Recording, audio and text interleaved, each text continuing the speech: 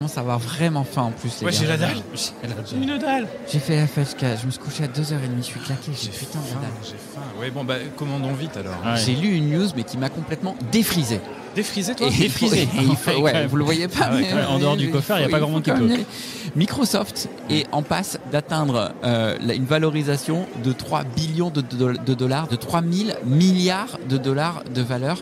C'est exceptionnel. Wow. Il double Apple, évidemment, mais ils vont être c'était les la course, premiers hein. à atteindre cette valorisation. C'est un truc de fou. Il se tire la bourre quand même depuis plusieurs années sur à qui est le plus valorisé. Et ce qui est un petit peu étonnant à chaque fois qu'on entend ces chiffres, c'est non seulement le montant, mais c'est le décalage entre la valeur réelle de ce qu'il génère et la valorisation boursière. Ce serait intéressant justement de croiser un petit peu cet élément-là entre la valeur et le chiffre d'affaires. Ouais. Et qu'est-ce que ça implique. Tu connais quelqu'un qui pourrait nous éclairer là-dessus? Un bon économiste peut-être? C'est possible, c'est possible. Ceci est l'instant qui a vu naître la plus colossale fortune de toute l'histoire du monde. Je veux dire, Bill Gates est l'homme le plus riche du monde précisément grâce à ce qui s'est dit dans cette pièce. Enfin, pas uniquement. Je ne dis pas que nous n'avons à vendre que du vent, mais le fait est qu'on n'avait rien. Mais alors, absolument rien. French Tech, esprit critique pour Tech Éthique. Bienvenue dans Trench Tech, le podcast qui aiguise votre esprit critique sur les impacts de la tech dans notre société. Thibaut Lemann derrière le mic est toujours avec les excellents Cyril Chaudois et Mick Lévis. Yo, salut les mecs. salut. Thibaut, bonjour à tous. Alors, dans Trench Tech, nous parlons souvent de ces géants de la tech. Nous évoquons souvent le fait que ce modèle économique dans lequel ils nous ont plongés n'est plus viable, socialement, mais surtout écologiquement. Mais nous avons jamais vraiment évoqué ce qu'est ce modèle économique. Ben ouais, c'est vrai vrai. ça, ouais, pas con. Oui. Qu'est-ce qui fait que ces entreprises, parties de rien, comme le souligne l'extrait du téléfilm Les Pirates de la Silicon Valley que nous venons d'entendre, sont aujourd'hui des géants que rien ne semble ébranler? Oui, leur dominance est telle que nous n'hésitons plus à les comparer à des États. On les reçoit comme des chefs d'État, on leur dédie une partie de notre diplomatie. Ah ouais, et d'ailleurs, Google, Apple, Facebook, Amazon, Microsoft, les GAFAM, quoi, ils ont une valorisation ensemble qui est comparable au PIB annuel de l'Allemagne et du Japon. Ben oui, ils n'hésitent même plus à intervenir directement dans les conflits. Hello Elon. Ouais, enfin, si on les compare à des États, on peut déjà dire que ces États sont pas forcément les plus démocratiques. T'as raison Cyril de le souligner et je ne saurais que te conseiller un très bon TEDx sur le sujet. Ah bon? Alors c'est quoi le modèle économique de la tech? Qu'est-ce qui fait que ces entreprises sont si puissantes? Avec cette ultra-dominance, peut-on voir émerger de nouveaux entrants? Peut-on trouver de nouveaux modèles économiques et financiers qui viendraient un peu rebrasser les cartes? C'est ce que nous allons regarder avec Julien Pillot. Julien est docteur en économie, enseignant-chercheur à l'INSEC Grandes Écoles, professeur associé à l'université Paris-Saclay et chercheur associé au CNRS. Il est également plume d'argent économique et du droit 2018. Il intervient également régulièrement dans les médias comme expert en concurrence, innovation, économie industrielle, entre autres. Et puis, vous en avez l'habitude, vous retrouverez aussi 2 chroniques que vous allez adorer. Le grand retour en force du moment d'égarement de Laurent Guérin qui, pour cette saison, revient sur les grands fails technologiques. Aujourd'hui, il sera question de Quickster, la tentative de création signée Netflix. Non, ce n'est pas un film, mais plus un sketch. La Philothèque, où Emmanuel nous parlera d'un dilemme, sécurité ou liberté, à la veille des JO en France, c'est tout un programme. Et comme vous en avez l'habitude, nous garderons 5 minutes juste entre vous et nous pour débriefer des grandes idées de l'épisode. Et voilà que nous allons accueillir Julien. Bonjour Julien. Bonjour. Bonjour Julien. Bonjour à toute l'équipe, salut. Pour commencer, la tradition oblige. On peut se tutoyer? Évidemment. Ah, c'est cool. Est-ce que le programme te va? Est-ce que tu vas ajouter quelque chose, faire des corrections? C'est le moment, vas-y. Non, le programme convient tout à fait. Donc on va parler de sujets que j'affectionne particulièrement, qui me passionnent tellement que j'en ai fait un métier de et un sujet de recherche. On va parler en bonne compagnie, donc ça va être génial. Cool. Alors c'est parti pour le grand entretien. Trench Tech, esprit critique pour Tech Éthique. Eh bien, on l'a entendu dans l'extrait des Pirates de la Silicon Valley, on peut souvent résumer la principale qualité technique des startups par « fake it till you make it ». Et oui, une technique de vendeur avant bien plus que la technique numérique. Aller lever des fonds avec du vent, capter notre attention et s'affranchir de beaucoup de réglementations, mais avec une belle promesse à la clé. Et donc, comme on l'a entendu, les cadres de la tech seraient-ils donc avant tout des papes du storytelling, des monstres, du business, oui, des épées, mais du business model. Oh. Julien, à quoi ressemble ce business model des big tech? Comment fonctionne-t-il? Et qu'est-ce qui le rend si infaillible ou si irrésistible? Alors déjà, j'ai adoré l'introduction et notamment la référence à Fake It Till You Make It, qui est vraiment quelque chose qui est clairement du business as usual lorsqu'on est une startup, notamment dans la Silicon Valley, mais pas que. On pourrait regarder ce qui se passe un petit peu partout dans le monde actuellement. L'idée, c'est effectivement de vendre des promesses. Des promesses de quoi? Des promesses de domination sur l'économie réelle, qui va se traduire derrière, puisque c'est un bonhomme qui marche sur deux jambes, le modèle économique de la tech, qui derrière va se traduire par des investissements en cascade qui va alimenter en fait le modèle financier de ces entreprises qui est trop souvent occulté. Donc l'idée, c'est quoi? C'est à un moment donné... C'est quoi les deux jambes, juste Julien, auxquelles tu fais référence? La première jambe, c'est l'économie réelle. C'est ce que les big tech vont être capables de générer par l'exploitation de leurs services numériques, de leur plateforme. Et puis, il y a toute la dimension financière de leurs activités, c'est-à-dire la valorisation de l'entreprise sur le jeu des marchés financiers. Et il ne faut pas l'oublier parce qu'encore une fois, les deux fonctionnent de façon symbiotique. Oui, parce que rappelons-le quand même, à la base, le rôle d'une entreprise, c'est de créer de la valeur, c'est-à-dire que ce soit par du produit ou du service, faire du chiffre d'affaires et de la rentabilité si possible. Mais beaucoup de startups, y compris les startups qui sont devenues des géants de la tech, ont commencé, voire continuent, à être surtout survalorisées, enfin, ça c'est un jugement de valeur, pardon, mais extrêmement valorisées, d'où la référence à une puissance économique digne de celle d'un État, mais avec parfois une création de valeur qui est totalement en contraste avec la valorisation qui est la leur. Est-ce que tu peux nous expliquer ça et pourquoi on arrive à des valorisations qui sont délirantes parfois, y compris en première tournée de levée de fonds sur certaines startups, alors que ça génère zéro valeur? Alors déjà, il y a un exemple extrêmement récent qui illustre parfaitement vos propos, c'est le rachat de Twitter par Elon Musk. Où Elon Musk n'a pas hésité à mettre 44 milliards de dollars sur la table pour acheter une entreprise qui, sur sa longue histoire désormais, n'a eu que 2 exercices bénéficiaires. Bon, quand je dis bénéficiaire, c'est faiblement bénéficiaire. Tout le reste du temps, Twitter a été un service qui a été opéré à perte.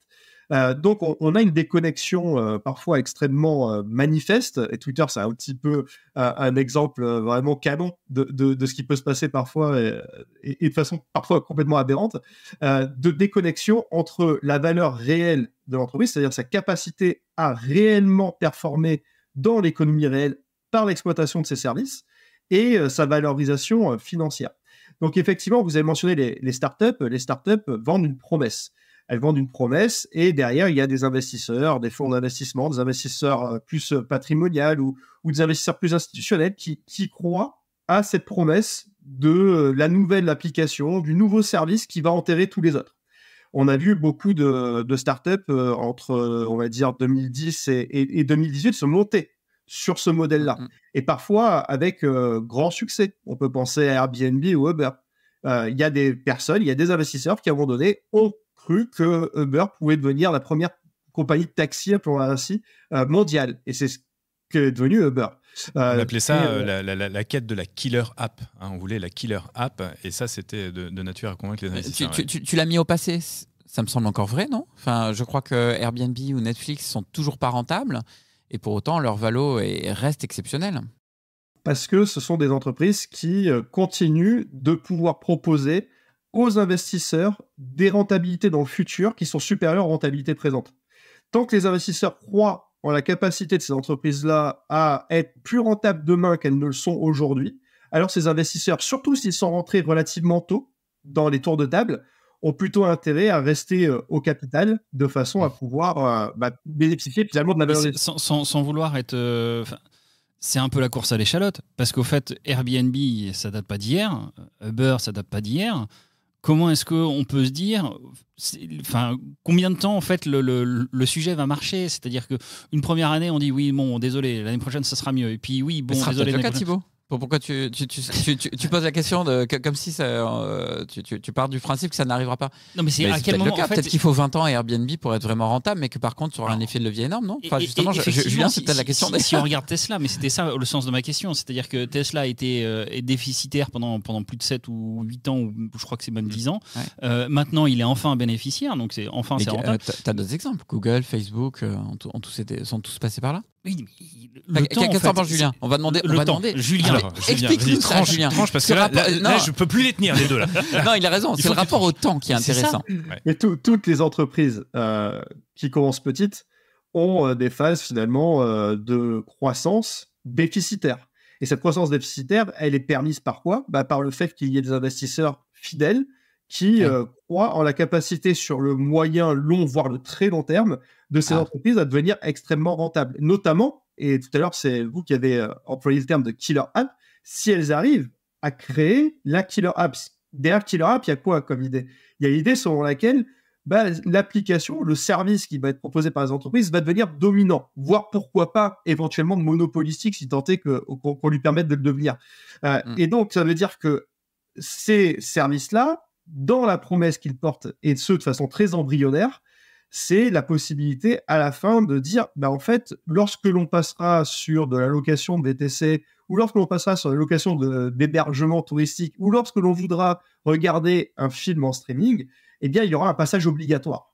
Et donc, ça veut dire derrière des abonnements, ça veut dire de la valorisation de la donnée, ça veut dire aussi des capacités d'augmentation des prix. Sauf que, à l'orée de ce que l'on peut aujourd'hui observer sur les marchés, c'est pas exactement ce qui se passe, parce que ces entreprises-là, elles ont été très rapidement imitées et aujourd'hui elles sont concurrencées, ce qui les oblige à faire finalement, maintenant qu'elles sont institutionnalisées, du business un petit peu as usual, c'est-à-dire regarder comment est-ce qu'elles peuvent augmenter tendanciellement les prix, mais pas trop parce qu'elles sont concurrentielles, elles ne veulent pas voir partir leurs clients, et baisser les coûts dans le même temps pour augmenter leur taux de marge et rassurer les investisseurs. Nettement plus que ce qu'elles devaient faire dans les années d'euphorie, on va dire, entre 2010 et 2018. Petit rewind sur ce que tu viens de nous dire. Pour pouvoir justifier de sortir une killer app, c'est aussi le winner takes all sur le marché, donc convaincre les financiers de venir et de rester longtemps, c'est avant tout proposer un business model qui va nous assurer de cette killer app. La killer app, c'est pas uniquement une innovation technique de rupture, c'est aussi un business model qui va assurer à mes financiers, tu viens de l'évoquer, par un système d'abonnement, donc de revenus ou de revenus passifs, etc. Enfin bref, en tout cas, tout ce qui va dans le business model Canva, que pour ceux qui travaillent en entreprise utilisent peut-être pour définir leur business model. Parle-nous de ce business model, s'il te plaît, en nous expliquant qu'est-ce qu'il a de spécifique aux startups depuis qu'elles sont arrivées, disons, on peut remonter à une vingtaine d'années, et est-ce qu'il est si spécifique que ça, ou est-ce que sur les industries précédentes, on était déjà sur les mêmes techniques? Alors, il y a des spécificités qui sont liées au numérique. La spécificité principale du numérique, c'est son côté extraterritorialisé. C'est l'idée selon laquelle mon service, dès sa conception, je peux l'imaginer comme étant un service sans frontières. Parce que finalement, le numérique, ça se transporte extrêmement rapidement, et donc ça s'exporte extrêmement vite à des coûts qui sont infinitésimaux. Et donc, aujourd'hui, si je veux imaginer un service numérique, j'ai d'emblée l'intérêt à penser à un service numérique qui va éventuellement pouvoir s'exporter dans la plus grande partie du monde. Dit autrement, Accor ne pouvait pas penser un business model à la Airbnb tant que le numérique n'était pas là, quoi. Voilà, exactement. Exactement. Parce que les coûts d'investissement ne sont pas les mêmes, parce que les forces d'inertie ne sont pas les mêmes, parce que les réglementations ne sont pas les mêmes, et surtout parce que la vitesse de propagation du modèle n'est pas la même. Donc, on a aujourd'hui des services qui peuvent d'emblée, en fait, viser un marché de plusieurs centaines de millions, pourquoi pas plusieurs milliards de personnes. Et il y a une deuxième spécificité aux services numériques, en tout cas pour certains d'entre eux, la plupart, c'est qu'ils alimentent des effets de réseau. C'est-à-dire qu'à un moment donné, il devient rationnel pour les différents utilisateurs de ce service de tous utiliser le même service. Je prends un exemple canonique. Pourquoi est-ce qu'aujourd'hui, il y a à peu près 3 milliards d'utilisateurs actifs des services de Facebook, j'ai inclus Instagram dedans, dans le monde? En gros, parce que tout le monde, ou presque, est présent sur ces services. On les utilise plus ou moins, mais en tout cas, au moins est présent. Et donc, ça me donne une valeur d'usage qui est nettement supérieure que si j'étais le seul à utiliser ce réseau social. Donc, T'as plus trop le choix. T'as plus trop le choix. C'est-à-dire que moi, quand je suis parti de WhatsApp, j'ai essayé de convaincre mes potes et mes proches d'aller sur Signal. Ils sont clairement pas tous venus. Bah, nous, Exactement. on est venus avec Thibaut. Hein. Nous, on t'a suivi, Cyril. Vous êtes mes seuls potes. Donc, ces effets de réseau existent dans le numérique, nettement plus que dans l'économie réelle. Il y a des services et des produits dans l'économie réelle hors numérique qui sont alimentés par des effets de réseau, mais ils sont nettement plus rares que ceux qui existent dans le numérique. Et ces effets de réseau portent ou viennent alimenter la promesse dont on parlait tout à l'heure. C'est-à-dire que si vous êtes capable de trouver cette fameuse killer app, alors il y a dans l'esprit des investisseurs l'idée selon laquelle cette killer app va celle qui va mettre tout le monde d'accord et va tuer les applications existantes pour envoyer tous les consommateurs sur la même application, parce que tous les consommateurs auront fait le même calcul rationnel qui est de dire finalement là où je vais avoir ma meilleure valeur d'usage, c'est là où tout le monde va aller, et comme tout le monde a les mêmes anticipations, ben c'est ce qui finit par arriver. Donc ces effets de réseau, c'est à la fois quelque chose qui va alimenter la promesse, mais quelque chose qui va protéger les acteurs en place. Si vous vous posez la question de savoir pourquoi est-ce que malgré toutes les frasques d'Elon Musk, malgré des désaccords qu'on peut avoir parfois ouvertement vis-à-vis de sa politique générale d'entreprise, tout le monde n'a pas quitté X, anciennement Twitter, c'est parce qu'il y a ces effets de réseau qui protègent finalement X d'une déperdition un peu trop massive d'utilisateurs, quand bien même la concurrence existe aujourd'hui avec Mastodon ou avec Threads, par exemple, pour ne citer que. Donc il y a ces spécificités au numérique, et puis derrière, on peut parler de la façon dont les applications et les services numériques gagnent de l'argent. Et c'est la même logique pour OpenAI qui arrive le premier sur le marché et qui met ChatGPT sur le marché. Il cherche un effet de réseau. Alors, mais justement, Monsieur Chaudois, exactement. Moi, je voulais te parler d'un nouveau marché que j'observe de très près, qui est celui de l'IA, où en un an, il y a eu un boom fantastique. Donc, effectivement, OpenAI, et dans son sillage, il y a des Midjourney, il y a des Stable Diffusion, il y a tout un tas de nouveaux outils qui sont ressortis. Il y a une course à l'échalote terrible sur le marché des applications d'IA. On voit tous passer des infographies avec des centaines d'applications qui ont fleuri en quelques mois, parfois même des milliers dans les infographies les plus complètes. Qu'est-ce que ça dit, ce nouveau marché? Où est-ce qu'il va aller? Comment tirer son épingle du jeu aussi dans ce nouveau marché d'un point de vue économique? Alors, on est en phase d'émergence de ce marché, on va dire de l'IA grand public, peu importe que ce soit de l'IA générative d'images ou de texte. Ou même pour les entreprises. Enfin, de l'IA, on va dire généralisée, quoi. Voilà, donc on est en phase d'émergence. En phase d'émergence, il y a toujours pléthore de candidats. Pléthore de candidats qui vont faire ce qu'on appelle les propositions de valeur, finalement les promesses dont on parlait tout à l'heure. Et puis, le marché, au fur et à mesure de son évolution, va sélectionner des candidats qui sont plus robustes que d'autres. Soit parce que leur modèle économique est plus robuste, soit parce que justement, ils ont commencé à élaborer des effets de réseau qui les mettent en pole position pour pouvoir emporter la partie en fin de cycle. Donc là, on est en tout début de cycle, qu'il y ait énormément de mousse, énormément de propositions de valeur qui émanent de tout un tas d'entreprises, des plus grosses aux plus petites en mode start-up. C'est tout à fait normal, et j'ai même envie de dire c'est la vie normale des affaires. En revanche, est-ce que pour toi derrière il y a de nouveaux business models? Est-ce qu'il y a des spécificités là, ce qui se passe autour de l'IA, hormis que c'est un nouveau marché Moi, ça me fait vachement penser, celui d'OpenAI me fait vachement penser à celui d'Apple au tout début, par exemple. Alors, il y a des spécificités qui sont extrêmement voisines en fait entre les différents services numériques. On pourrait parler des différents types de modèles de revenus que j'ai réussi à cartographier. Et juste pour terminer sur la façon dont le marché aujourd'hui génère une espèce d'engouement. Il y a un engouement à la fois au niveau des utilisateurs, mais aussi et surtout, c'est ce qui m'intéresse moi, au niveau des investisseurs. Au niveau des utilisateurs, pourquoi? Parce que c'est la première fois qu'on a accès de façon extrêmement rapide, extrêmement fluide, et sans avoir besoin évidemment d'avoir des heures et des heures de préformation derrière nous, avoir accès à des solutions technologiques qui sont, à défaut d'être parfaitement efficientes, qui sont au moins rigolotes et qui peuvent répondre à certains usages assez précis.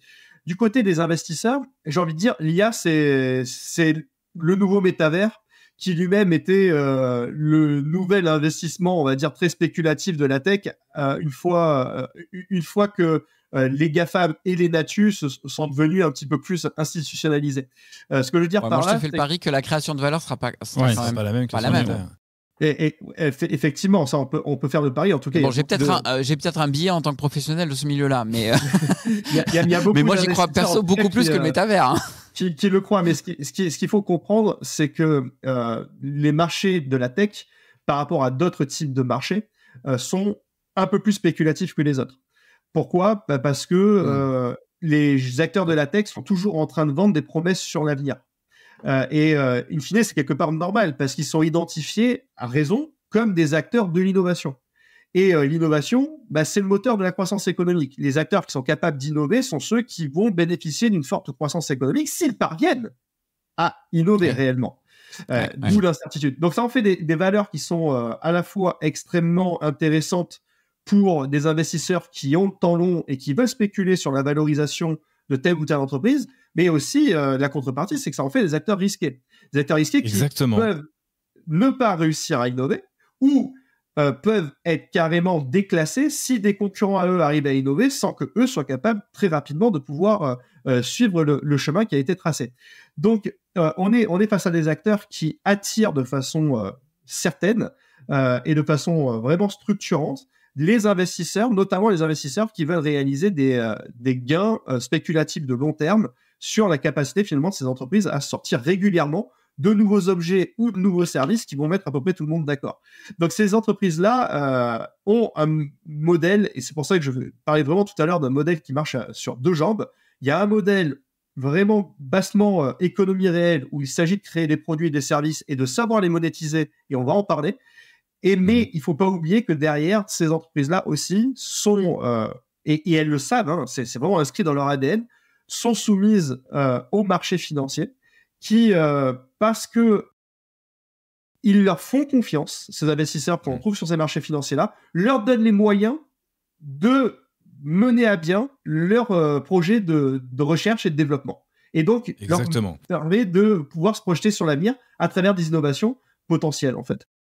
Et donc, tu le disais, sur la base de leur capacité à réellement innover et de pas forcément failer. Et on va passer à l'âge du fail dans le moment d'égarement de Laurent Guérin, qui nous parle justement d'une entreprise qui a réussi à innover pour s'en sortir et qui, à force de vouloir innover et de vouloir embourber 2-3 trucs, a fini par failer. On n'est pas bien, paisible, à la fraîche, décontracté du... Oups, un moment d'égarement. Alors, comme une devise, on scande souvent « fail, but fail fast ». Si tu dois te planter, autant le faire vite. D'ailleurs, Luc Julia nous le disait dans un épisode précédent, si tu veux innover, il faut échouer aussi. Ouais, enfin, se planter vite, c'est une devise que tu peux pas appliquer à tous les domaines. Par exemple, ça marche pas pour la conduite. Oui, ça nous est tous arrivé de nous planter. Et je te parle pas de ton divorce, alors que tu t'étais trompé de partenaire de vie. On s'est trompé dans l'achat d'une bagnole, d'une maison, d'un jean, on s'est trompé dans l'arrosage de nos plantes, dans l'heure d'hiver, dans l'heure d'été, dans l'heure tout court. On s'est trompé de couleur, de prénom pour ceux qui ont plusieurs enfants, de destinataire de messages pour celles qui ont plusieurs amants, ou encore dans le choix d'adopter un animal. Et je t'écris ça de mon TGV où une certaine Stéphanie se déplace à 4 pattes dans le couloir afin de calmer le chiot qu'elle vient de récupérer et qu'elle emmène à Metz, à l'autre bout de la France. Plus rares sont ceux qui se sont plantés en scindant leur entreprise prospère en 2 entreprises bancales. Une pratique en général réservée aux magnats de ce monde dans une optique de vente ou de rachat à la découpe. Coucou Vincent B. et François-Henri P. Quant aux individus qui découpent d'autres individus, leurs initiatives sont rarement couronnées de succès. Tu veux me dire que découper n'est pas joué ? Oui, scinder son business, c'est pourtant ce que tenta Reed Hastings, le PDG de Netflix, en 2011. Oui, Netflix existait déjà. C'était un gigantesque vidéoclub par correspondance, ou par snail mail, si tu préfères, qui pratiquait la location de DVD par la poste et qui générait 2 milliards de dollars de chiffre d'affaires par an, sans aucune autre concurrence que les vrais vidéoclubs. Tu sais, ces pas de porte aujourd'hui reconvertis en vendeurs de cigarettes électroniques. Comme quoi l'innovation se trouve partout, même dans l'industrie du cancer. Reed, donc, véritable loup des affaires, se dit un jour en traînant dans les bas-fonds, oui, il vient de Take a Walk on the White Side, tiens, si je découpais mon entreprise en 2, je trouve un nom pourri, je lui colle l'activité historique, les DVD par snail mail, et j'essaye de la revendre à un autre pourri. Et je garde le nom chouette pour passer à l'électronique. Pas la cigarette. Car c'est sûr, l'avenir appartient à ceux qui se lèvent tôt, certes, mais aussi à ceux qui ne fument pas. Il faut réécouter tout ça. Mais surtout, l'avenir appartient à ceux qui ont une vision. Hastings a lu dans le Mar de Café et dans les études du BCG, et ça dit que l'avenir, c'est l'Internet, les smartphones, les tablettes, et qu'avec ses enveloppes préaffranchies, il risque de se faire avaler tout rond et papier mâché. Du verbe papier mâché. Et en septembre 2011, il annonce l'arrivée imminente de Quickster, un croisement entre Quicksilver et Twister, nom qui remplacera Netflix, activité historique, puisque Netflix se concentrera uniquement sur le streaming. Ce à quoi les consommateurs lui répondent What? On n'a pas compris. Répète pour voir. Ce qu'il fait. Et il y a même un logo avec un point vers l'arrière, le passé. Ce qu'on fait jamais en identité visuelle. Hein. Des mouettes non plus. On fait pas de mouettes en identité visuelle. Je vous le dis, si Vivendi vous commande un logo, les clients de Netflix, là, ils disent ils comprennent pas. En même temps, c'est normal, c'est des Américains. Alors, il y en a quand même 1 million de plus futés qui captent, qui vont se faire pigeonner et devoir payer 2 abonnements sur 2 sites web, Netflix et Quicksilver. Donc, pour éviter de se retrouver en short, ils se désabonnent. Et c'est l'action Netflix qui prend la tornade, The Twister, in English, moins 50%. C'est là où Netflix va vite. Quick read to Quickster. Quick shooter. La blague a duré seulement 1 mois et demi, mais s'en a bien ri. Rendons à Reed ce qui est Hastings. En 2023, Netflix a réalisé 32 milliards de chiffre d'affaires et vaut désormais plus de 200 milliards de dollars. Trench Tech, Esprit Critique pour Tech Éthique. 32 milliards de CA pour 200 milliards de valorisation. Merci Netflix. Face à cette domination, nous semblions quelque peu résignés. Ils sont là et c'est comme ça, faut faire avec. Puis l'Europe a lancé le RGPD, le DSA, le DMA, l'AI Act et bien d'autres projets de régulation. Puis Elon Musk a racheté à grand bruit Twitter et Meta a lancé Threads. Puis TikTok est arrivé et a littéralement inondé le marché. Puis, oh oui, comment ne pas en parler? On en a déjà parlé. ChatGPT est arrivé, faisant trembler les autres, Google par exemple. Oui, nous sommes passés du calme relatif à une tempête dans la tech. Alors, Julien, comment ces événements poussent ces géants à s'adapter? Font-ils évoluer leur modèle économique et financier pour répondre à ces nouveaux enjeux? Alors là, c'est une très très vaste question qui mériterait en fait qu'on y passe beaucoup de temps. 5 minutes. C'est dommage, on l'a pas complètement. J'ai bien entendu. Non, parce qu'il y a une question qui a trait à la réglementation qui évolue, les encadrements évidemment qui évoluent, mais il y a aussi une question du jeu concurrentiel qui évolue. Alors peut-être commençons par là. Puisque vous avez évoqué TikTok, par exemple. En fait, la vérité, c'est qu'on est face à des entreprises qui ont pu, pendant les 10 dernières années de leur vie, en fait, construire leur business model dans un univers où, finalement, la concurrence était assez faible, voire complètement inexistante. Comment ça se fait justement que cette concurrence, elle est quasiment aussi faible pendant ces 10 premières années où ils se sont lancés? Il n'y a pas une personne qui est venue les titiller, les gratter, les chercher? Disons qu'on en revient à la question de la finance. Lorsque la finance choisit son champion, il commence à avoir beaucoup trop de personnes dans le monde qui ont intérêt à ce que ce soit une entreprise qui s'impose au détriment des autres. Donc, il y a des gens qui sont extrêmement concernés par la survie ou le succès financier d'une entreprise. Et donc, derrière, ils vont appuyer d'autant plus sur leurs investissements, ce qui va créer rapidement, en fait, une concurrence qui va être déséquilibrée en faveur d'un acteur qui va être amené à devenir un champion sectoriel avec le jeu des effets de réseau dont on a parlé tout à l'heure. Donc, en fait, on a des entreprises qui sont devenues des leaders dans leur domaine respectif. Netflix dans le streaming, Spotify dans le streaming musical. Et puis, on peut parler évidemment de Facebook dans les réseaux sociaux ou LinkedIn dans les réseaux sociaux professionnels. Bref. Sauf que on arrive à un point de leur histoire où finalement elles ont un petit peu, pour beaucoup d'entre elles, en tout cas ces entreprises-là, éclusé leur potentiel de croissance. En fait, quand vous avez réussi à donner un compte Facebook à l'ensemble de l'humanité ou pas loin, c'est difficile d'aller beaucoup plus haut. Et dans le même temps, ces entreprises ont toujours besoin d'alimenter leur moteur de croissance de façon à pouvoir rassurer leurs investisseurs sur le long terme et continuer à faire des profits. Donc, ces entreprises-là, elles commencent à se diversifier les unes les autres. Elles ne sont plus des acteurs uniquement d'un marché, mais deviennent des acteurs qui vont lorgner sur différents marchés. Et c'est le moment où ces entreprises qui étaient finalement exonérées d'une certaine forme de concurrence commencent à se faire concurrencer par des acteurs qui se diversifient. Netflix n'est plus tout seul sur le marché du streaming audiovisuel. Oui. Il a été rejoint par des entreprises dont c'est pas le cœur de métier à la base, que ce soit Amazon ou que ce soit Apple. Et ça, en fait, cet exemple-là, on peut le décliner à tout un tas de niveaux. Et puis, il y a la concurrence qui vient aussi de l'étranger. On commence à avoir des acteurs chinois qui ont eu la possibilité de croître sur un marché qui est relativement hermétique parce que fermé de façon réglementaire, un marché captif qui est colossal. On parle d'un marché captif de 1,4-1,5 milliard de consommateurs qui n'ont pas d'autre choix que d'utiliser les services numériques qui leur sont proposés par les entrepreneurs, mais également un petit peu par le parti.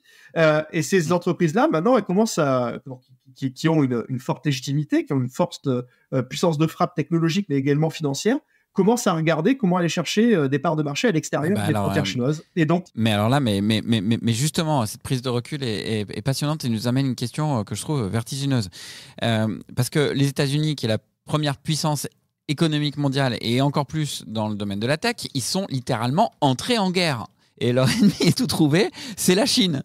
Ils régulent les exportations de matériel et de services américains vers les Chinois. C'est ce qui fait que Huawei ne peut plus embarquer Android dans ses smartphones.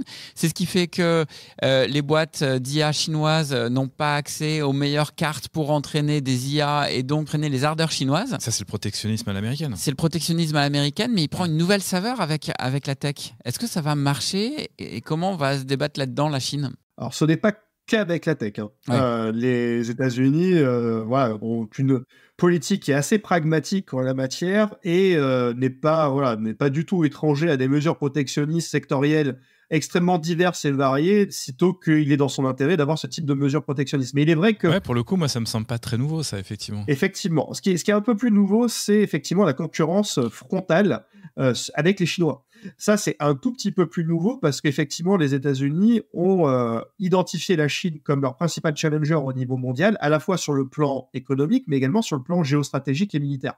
Et donc, quand les États-Unis ont pris conscience de leur dépendance à certains objets qui pouvaient être produits par la Chine ou par des intérêts chinois, et puis ils ont pris conscience aussi qu'il n'y avait pas de réciprocité dans finalement les bons échanges commerciaux qu'il peut y avoir entre les deux pays sur le plan numérique, puisque les services chinois commençaient à arriver et à prendre des parts de marché aux services américains. Je parle des services numériques, évidemment, d'un côté, mais de l'autre, les frontières chinoises étaient toujours fermées complètement hermétiquement à la plupart des GAFAM. Donc, comme il n'y avait pas de réciprocité, les Américains ont choisi la contre-attaque de façon extrêmement pragmatique, et il n'est pas impossible, en tout cas, il n'est pas interdit de penser que cette contre-attaque, avec derrière tout le discours qui va venir envelopper tout ça autour de la souveraineté numérique des États-Unis et du leadership numérique des États-Unis, l'aille crescendo dans les prochains mois, voire les prochaines années. Ouais, donc du coup, en fait, un marché intérieur qui est colossal en Chine, un marché régional, local, disons, très très important aux États-Unis, mais qui lorgne forcément sur le reste du monde, comme par le passé dans toutes ces industries. Et au milieu, le bloc européen qui, lui, essaie d'innover comme il peut, mais qui est plutôt là à arbitrer, entre guillemets, les deux blocs, et qui reste quand même un marché hyper intéressant donc, pour les deux. Les Chinois comme les Américains. Les Chinois ont essayé avec la 5G, Huawei, etc. justement. Qu'est-ce qu'il faut penser de la place de l'Europe, selon toi, sur l'établissement de ces business models ? Est-ce qu'on est en mesure de lutter ? On peut penser à des levées de fonds récentes en IA, par exemple, Mistral, avec les 500 millions d'euros. Est-ce que c'est jouable encore pour nous ou est-ce qu'on est condamné à rester ce rôle d'arbitre ? Alors, on n'est pas condamné à rester sur un rôle d'arbitre. Néanmoins, on peut aussi constater que si on est le premier marché au monde, le marché européen aujourd'hui, c'est quand même un peu plus de 400 millions de consommateurs extrêmement connectés et avec plutôt un gros pouvoir d'achat en plus. Donc si on a un gros marché au monde de débouchés, on est sur le plan de la tech un marché de taille, on va dire, moyenne, ou moyen grand, si je peux m'exprimer ainsi, sur la partie de la production, en fait. Pourquoi ? Pour plein de raisons. Déjà parce qu'on ne marche pas toujours de façon unifiée au niveau européen. On a encore des politiques nationales et des réflexes nationaux qui empêchent parfois l'émergence de très gros acteurs européens, à l'image de ce qu'on a su faire par le passé lorsqu'on a fait une alliance pour faire émerger un acteur comme Airbus, par exemple. Bon, sur le numérique, ça n'existe pas encore, mais on se soigne et on peut espérer que dans les prochaines années, on soit capable de faire ça un peu plus. Et puis après, on a aussi un choix qui est d'ordre politique, à mon sens, qui est de dire, si on n'est pas capable de peser, pour l'instant, en tout cas, sur certaines industries du numérique et certains secteurs applicatifs du numérique, peut-être qu'on peut peser par la construction de la norme. Et donc, on a aujourd'hui une puissance qui est clairement normative au niveau européen, que ce soit à travers le RGPD, que ce soit à travers le Digital Services Act ou le Digital Market Act, et demain avec l'IA Act, qui entend en fait être celui qui, enfin en tout cas la zone à la fois d'influence politique et économique qui va rédiger les règles auxquelles devront s'adapter les autres. Et alors, je vais te poser une question quand même. Les États-Unis comme la Chine. Ouais, mais Julien, je te pose juste cette question. Dans ton discours, en creux, moi, ce que j'entends, c'est on est un marché de consommateurs. On n'est pas un marché de producteurs au niveau, on est un marché de consommateurs. Donc déjà, ça crée un déséquilibre. Mais admettons, on est un marché de consommateurs. On sait très très bien réguler, et c'est chouette parce que quelque part, c'est une façon de nous protéger. C'est pas une régulation qui vient générer du cash. Donc si on est des consommateurs, si la régulation n'est pas là pour générer du cash mais pour nous protéger, à quel moment on génère du cash si on ne peut pas produire? En fait, c'est quoi notre planche de salut pour quand même, à un moment donné, être aussi créateur de valeur et générer du cash dont on a besoin? Est-ce qu'à un moment donné, l'idée, c'est pas d'aller ponctionner ces entreprises et au-delà de simplement les réguler? On le fait déjà. On le fait déjà. Enfin, il y en a beaucoup qui ne payent pas leurs impôts en Europe, par exemple, de ces big tech. Alors, c'est quoi? Comment on les fait cracher, en fait? Non, on le fait déjà parce qu'il y a des contreparties, parfois, en matière de création d'emplois, etc., qui peuvent être négociées. Il y a aussi la taxe GAFAM, qui a eu vraiment longtemps à se mettre en place, mais qui aujourd'hui est effective. Donc, déjà... Voilà, on a fait 2-3 petites choses en la matière. Et puis, on a fait aussi émerger quand même des acteurs de premier plan sur le numérique, quand je le prends au sens le plus large. Je pense à Spotify, mais je peux penser effectivement à Revolut ou à Klarna, par exemple, pour ne citer que. Donc, on a quand même la capacité de faire émerger régulièrement des acteurs qui vont peser quand même dans le game international. Donc ça, et tout ça dans un contexte qui, sur le plan, on a parlé du support, du soutien politique et financier en Europe, est moins bon qu'il ne le sera, en tout cas je l'espère, dans les prochaines années. Donc moi je crois qu'on a fini d'être complètement naïf en matière numérique, qu'on est en train de mettre en place des règles qui nous protègent vis-à-vis de l'extérieur, mais qui vont aussi permettre aux entreprises qui s'y conforment, et notamment les entreprises européennes, qui s'y conformeront de façon native à pouvoir émerger peut-être un peu plus rapidement et se mettre en conformité un peu plus rapidement avec ces règles que les entreprises étrangères. Et il n'est pas interdit de penser qu'on aura enfin aussi une coordination au niveau européen pour faire émerger des acteurs de premier plan au niveau européen qui deviendront de facto des acteurs de premier plan au niveau mondial. Je pense qu'on a un petit peu, en sortant de la naïveté et en se dotant de l'arsenal que l'on a aujourd'hui, peut-être qu'on peut penser, et je vais être optimiste, qu'on a un peu mangé notre pain noir en matière numérique et que le meilleur est devant nous, ou peut-être le moins pire. Alors, c'est justement le sens du propos, c'est-à-dire que quand on s'écoute, l'Europe a 2 modes de fonctionnement, c'est la régulation et ou la taxation. Mais en termes de business model, comment ça se fait que ces business models qui sont, on va dire, phares et qui marchent partout, on n'arrive pas, nous, à les faire émerger? Et pourquoi est-ce que nous, on ne ferait pas aussi un mode économique différent, quelque chose qui soit pro-européen, et j'ai pas besoin d'avoir que toute l'Europe soit d'accord, mais comment est-ce que ça se fait que nous, en tant qu'entreprise, on n'arrive pas à trouver ce mode de fonctionnement, ces leviers qui font qu'on arrive à aller les challenger, ou du moins qu'on soit des incontournables, au moins en Europe, avant d'être dans le monde? En fait, on a déjà un petit peu répondu à cette question, en tout cas la première partie de la question, parce que pour l'instant, on n'a pas les instruments financiers en Europe aussi vivaces que ceux qui peuvent exister aux États-Unis d'Amérique, par exemple. Je ne me compare pas à la Chine, parce qu'encore une fois, la Chine a un cas particulier, ils travaillent un petit peu en vase clos. En tout cas, pour toute la période... C'est quoi ces instruments financiers auxquels tu fais référence, qui est aux États-Unis et pas en Europe? Je pense clairement au capital venture. Le capital venture aux États-Unis est extrêmement vivace, est capable de débloquer très rapidement des milliers, des centaines de millions, voire des dizaines de milliards très vite, pour pouvoir faire émerger un acteur et lui donner les meilleures chances de devenir l'acteur dominant en gagnant la course à la compétitivité sur un stade très précoce, finalement, très amont de la diffusion du service numérique, beaucoup mieux que ne sont capables de faire les Européens.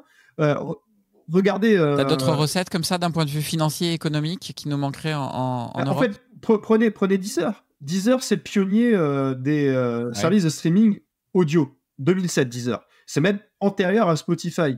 Puis le business model de Deezer, il n'est pas différent de celui de Spotify, par exemple, ou de celui de n'importe quel autre service de streaming audio qu'on peut trouver au niveau mondial. Donc, ce n'est pas un problème de business model, c'est un problème de passage à l'échelle.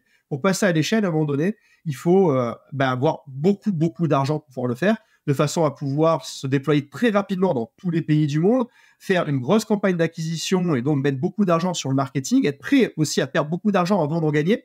Et ça, on sait un peu moins bien le faire en Europe que les Américains. Et c'est vraiment ça qui est fondamental. C'est pas un problème de business model, au départ, c'est un problème vraiment d'accès à de capital venture qui va nous permettre de passer rapidement et plus rapidement que les autres à l'échelle dans une grosse course de vitesse. Après, alors si on écoute, ouais, vas-y, pardon.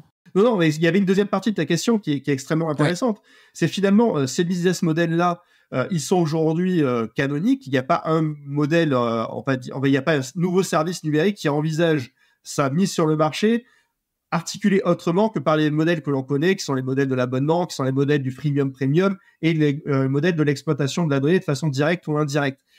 Mais peut-être que ce modèle-là, qui est aujourd'hui un modèle canonique, doit être questionné dans les prochaines années.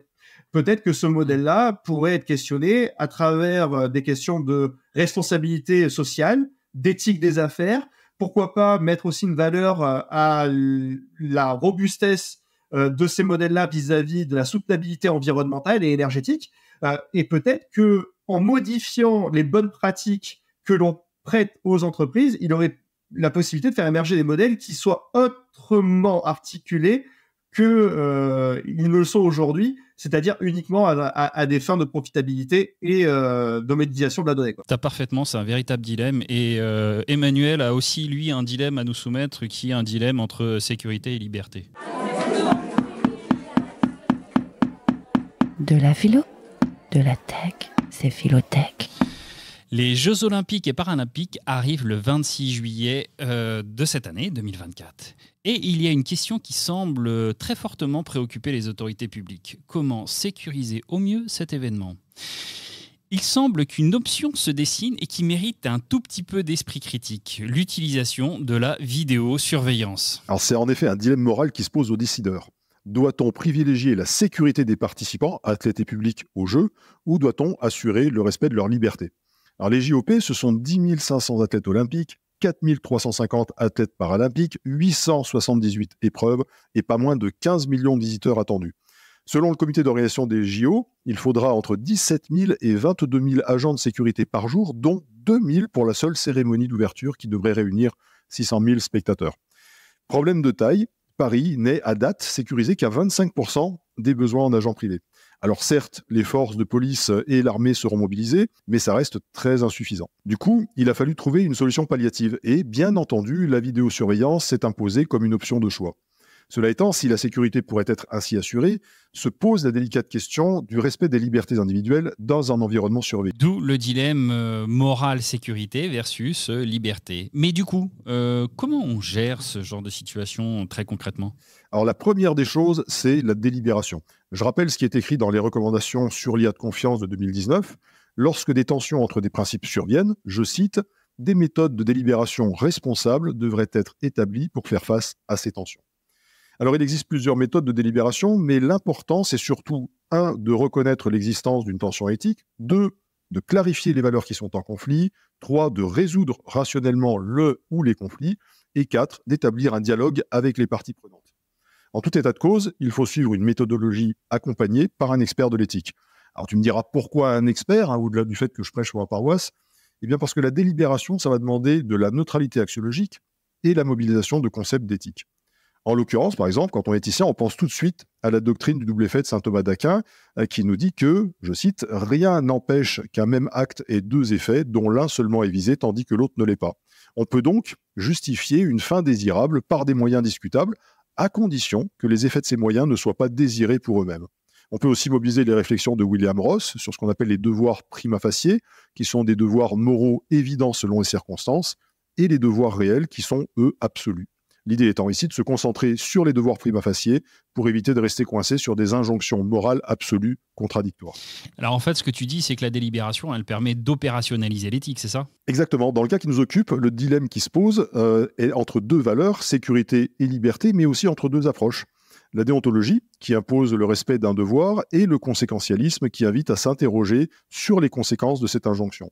Les réflexions de Thomas d'Aquin et de William Ross permettent d'éviter le blocage dû à une application stricte de la déontologie, pour lesquelles il faut respecter deux valeurs, et de l'articuler avec la prise en compte des conséquences de la décision finale.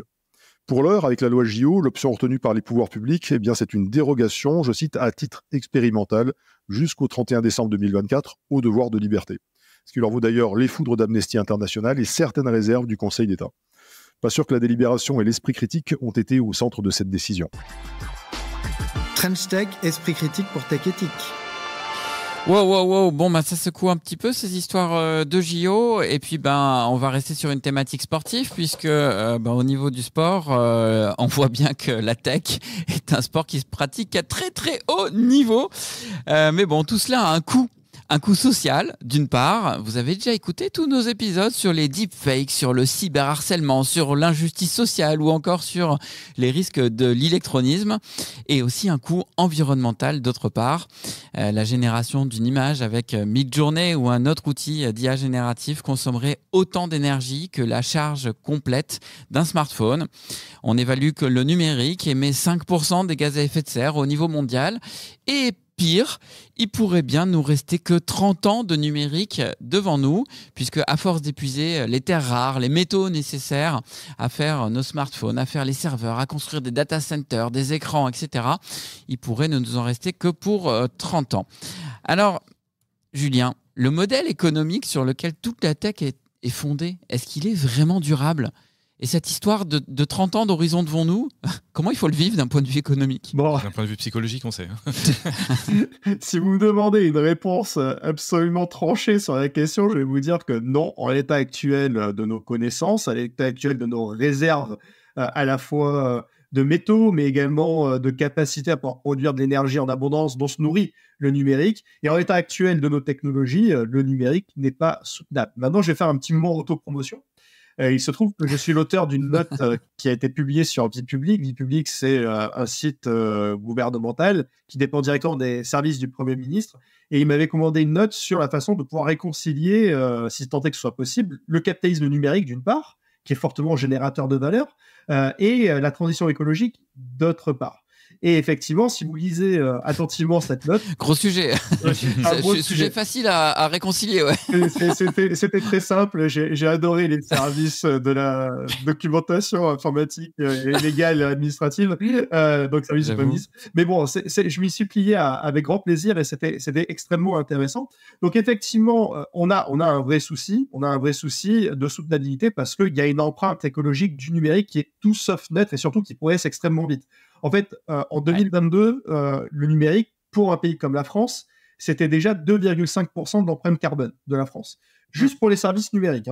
Donc, c'est loin d'être neutre, mais surtout, ça progresse très vite. Ça progresse très vite parce qu'à horizon 2040, si on reste sur ces trajectoires, on serait plutôt aux alentours de 7% en fait, de l'empreinte carbone totale du pays de notre pays. Donc, c'est vraiment beaucoup. Et puis, je vous renvoie, pour avoir tout le détail, vers l'épisode de l'ADEME, avec qui on a vu tous ces chiffres en détail. Ouais. Exactement. Puis, le dernier chiffre que je citerai, ce serait 10%. 10%, c'est à peu près la consommation énergétique du pays qui est dévolue finalement aux services numériques. En moyenne, c'est 6% au niveau mondial. Donc, on est quasiment sur une consommation énergétique 2 fois supérieure en France que la moyenne mondiale. Parce qu'on est de très gros consommateurs du numérique, que ce soit sur la partie hardware ou sur la partie software. Et effectivement, derrière le numérique, il y a une face sombre. Il y a une façon qu'il ne faut pas ignorer. Parce que le numérique, ce n'est pas de l'immatériel, c'est du matériel. C'est d'abord c'est du matériel assez lourd, en fait. C'est évidemment des devices, c'est des serveurs. Et tout ça fait appel évidemment à beaucoup de ressources, des ressources déjà, vous en avez parlé, des ressources matérielles, des métaux qu'il faut aller chercher de plus en plus profond, avec un coût économique, un coût environnemental, un coût humain pour aller le chercher. Et puis c'est aussi beaucoup d'énergie. Alors l'énergie en France, c'est un mix plutôt décarboné.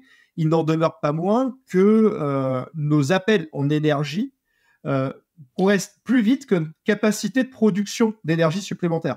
Donc, attends, Julien, ne perds pas ma question. Effectivement, on est face à tous ces challenges-là. Tu les as très bien résumés et développés. Mais d'un point de vue économique, comment on gère un horizon de 30 ans ? La tech est dans les stars économiques, les plus grandes entreprises mondiales, les plus grandes valorisations, ces entreprises de la tech.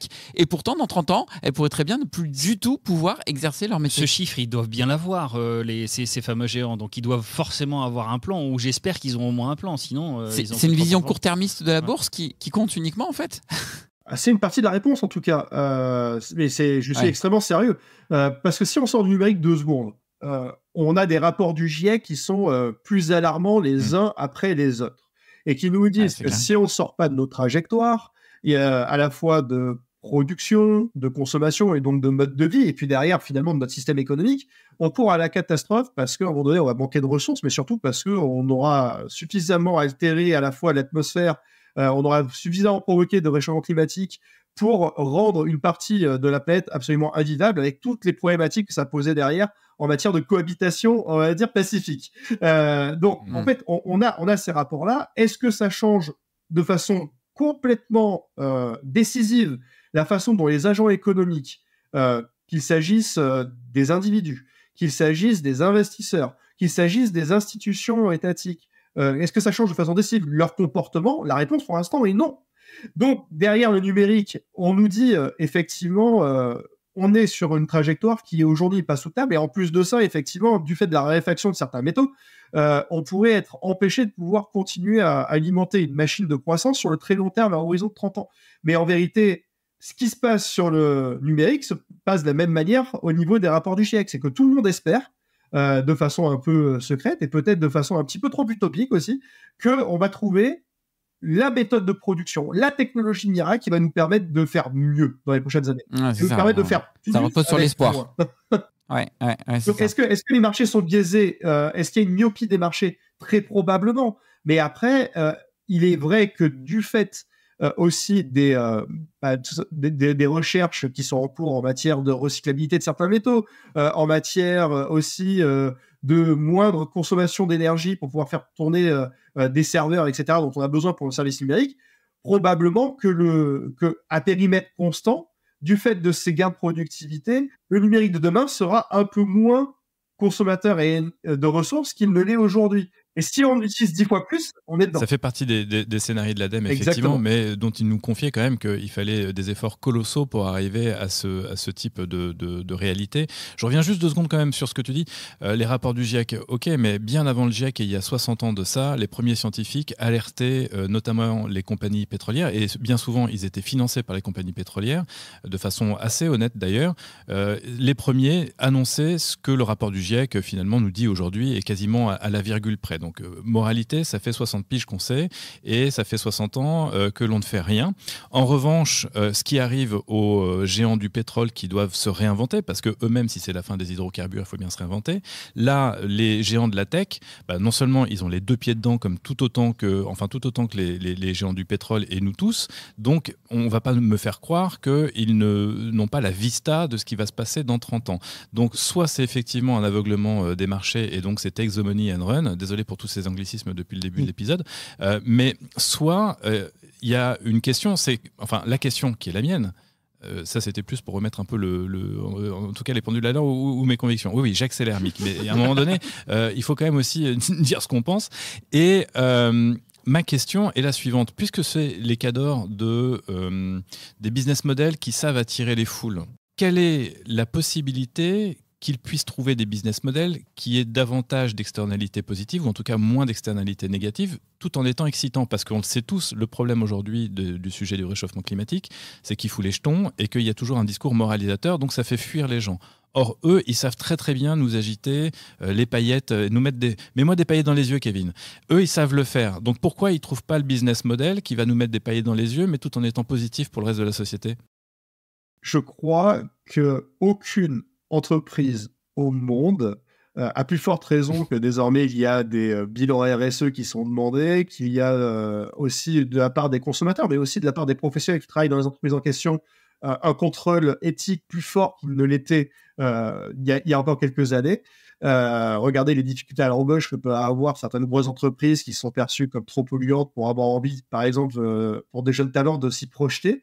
Je referme la parenthèse, mais je crois qu'aucune entreprise au monde ne prend plaisir réellement à polluer. Par contre, elles sont dans l'obligation de faire du profit, elles sont dans l'obligation d'être performantes, elles sont dans l'obligation de rassurer leurs investisseurs, et parfois ces obligations pèsent plus fort que leur impact social ou environnemental. Donc ça, il faut peut-être le changer. Mais je pense que si quelqu'un dans le monde avait trouvé le moyen de préserver les profits, la compétitivité telle qu'elle est aujourd'hui requise par les marchés financiers, et la préservation de l'environnement, je crois que tout le monde le ferait en fait. Et je crois même que celui qui déposerait ce nouveau business model, qui réconcilierait un petit peu tout ça autour de la tech, en fait, globalement, serait multimilliardaire. Parce que derrière, c'est un modèle, évidemment. Ah, tu me donnes des idées. En tout cas, des envies. Mais ça fait peur aussi parce que ça veut dire que probablement... justement, Julien, puisque tu es chercheur et que tu es vraiment dans ce monde-là, et je sais en plus que c'est des sujets qui te tiennent vraiment à cœur, est-ce que, sans vouloir déflorer des sujets peut-être secrets, mais est-ce que justement la filière économique et financière réfléchissent à comment est-ce qu'on peut arriver à concilier ces deux choses-là. Si on voit bien que le salut ne viendra pas des big tech, est-ce que le salut viendrait des chercheurs ? Alors, le salut ne viendra pas des big tech, peut-être qu'il viendra des big tech, mais en tout cas, il faudra une révolution de palais pour que ça vienne d'elle. Mais en vérité, oui, il y a une réflexion systémique aujourd'hui qui engage tout le monde, qui engage à la fois les chercheurs, qui engage aussi les étudiants, qui envisagent des aventures entrepreneuriales et qui essaient de mettre en place des business models from scratch qui soient un peu plus respectueux de l'humain et de la planète dès le départ. Il y a aussi des mécanismes d'investissement, on va dire, un peu plus green, qui aussi se mettent un petit peu en place, trop lentement, probablement, de façon insuffisante, mais néanmoins qui se mettent en place progressivement un petit peu partout autour de la planète. Et puis, il y a évidemment l'État ou les États qui réfléchissent de plus en plus à mettre des normes qui sont de plus en plus contraignantes sur la partie environnementale. Tout ça faisant système. Alors, c'est un gros système. Donc, comme tous les gros systèmes, ça met beaucoup de temps à se mettre en place. Et puis ensuite, il y a une acculturation à faire. Ça met encore du temps. Et puis, de façon à le rendre efficient et plus efficient que l'ancien système qu'on entend remplacer, ça prendra encore plus de temps. Mais en vérité, il y a tout un tas d'acteurs un petit peu dans le monde aujourd'hui qui réfléchissent à ces questions-là et qui tentent d'apporter des solutions. Est-ce que ces solutions vont remettre en cause le paradigme dominant par le simple jeu du marché? Je ne le crois pas. Je crois qu'il faudra abandonner qu'il y ait des autorités supranationales qui soient de plus en plus drastiques sur les questions environnementales de façon à pouvoir aiguiller des investissements et finalement se substituer à l'imperfection des marchés. Mais on y viendra de gré ou de force, en fait. Parce que si on va dans le mur, que ce soit sur le plan climatique, que ce soit sur le plan de la raréfaction ou de la dégradation des ressources, eh bien, à un moment donné, il faudra bien qu'il y ait un arbitre au niveau international qui siffle la fin de la règle. Donc, en attendant, il y a beaucoup d'intelligence dans le monde qui, aujourd'hui, cherchent des solutions techniques, des solutions économiques, des solutions réglementaires pour essayer de rendre ce changement de paradigme le plus doux possible, en fait. Et aujourd'hui, ce paradigme dominant, on va pas se mentir, ça reste sur le parti du hardware, toujours aller plus loin dans la recherche de performance au niveau des devices, parce que c'est un argument marketing au renouvellement des devices en question. Et sur la partie... Oui, parce que le problème vient plutôt de là. C'est effectivement s'il faut modérer et aller vers quelque chose de plus frugal, c'est surtout sur le renouvellement du matériel et du hardware, dont on a déjà dit que c'était lui l'un des principaux facteurs de pollution dans l'extraction, notamment des terres rares et l'extraction minière globalement. Et donc c'est là-dessus qu'on invite tous les auditeurs qui travaillent dans ces entreprises à réfléchir sur de nouveaux business models qui soient plus vertueux, et à toutes nos institutions d'essayer de réglementer, de réguler justement ces choses-là. Absolument. Un grand merci, Julien, pour ton éclairage. J'avais encore 3 millions de questions à te poser, mais malheureusement, le temps... C'est ça, on fera un retour. Merci Julien. Et puis pour vous qui êtes encore avec nous, restez les 5 dernières minutes pour cet épisode. C'est l'heure du débrief. French Tech, esprit critique pour tech éthique. Il faut une espèce d'onomatopée comme ça qui donne de l'enthousiasme à la fin d'un épisode. Moi j'ai bien kiffé, c'est la première fois qu'on a eu un épisode effectivement vraiment centré sur la partie économique. Je crois qu'on n'a pas été déçus. Et puis moi, mon naturel optimisme veut me faire d'abord ressortir les points que j'ai entendus positifs dans cet épisode. Alors il nous dit quand même que l'affaire est pas perdue pour l'Europe. Il nous a même classé dans les moyens gros en termes de poids technologique au niveau mondial. Ah bah oui, regarde, même Jean-Noël Barrot nous disait qu'on était en France très très bien positionné sur l'IA. Jean-Noël Barrot, il a forcément une idée un petit peu biaisée de la question, mais bon voilà. Il a souligné aussi plusieurs acteurs, de nos bons acteurs tels que Spotify en Europe, mais aussi Deezer en France ou d'autres. Et il est resté très optimiste aussi sur le fait que l'Europe puisse sortir son épingle du jeu, puisse tirer son épingle du jeu sur ce marché mondial de la tech. Ouais, alors qu'il a quand même précisé que l'Europe était surtout et avant tout un marché de consommateurs, si je caricature à peine. C'est ça, et effectivement, en fait, il y a un élément aussi qui nous différencie, pas forcément dans le bon sens, là pour le coup c'est le verre un peu à moitié vide, c'est que dans cette économie numérique, il ne faut pas avoir peur, dans cette économie numérique, il ne faut pas avoir peur de perdre beaucoup d'argent au début, et que la rentabilité viendra beaucoup plus tard. Et oui, c'est ce qu'on a du mal à faire. C'est un peu contre-intuitif par rapport à tout ce que les gens s'imaginent sur la start-up, etc. C'est que tu fais du cash très très vite, alors qu'il faut voir à très long terme et cramer du cash pendant très longtemps quand tu es investisseur. Il faut avoir les reins solides. Et ouais, il faut avoir les reins solides, et je pense aussi qu'il faut avoir le verbe solide, parce qu'il faut justifier année après année qu'on continue de perdre de l'argent, mais vous inquiétez pas, demain il fera beau. Et c'est ça, moi, que je trouve assez faramineux et assez surprenant à faire.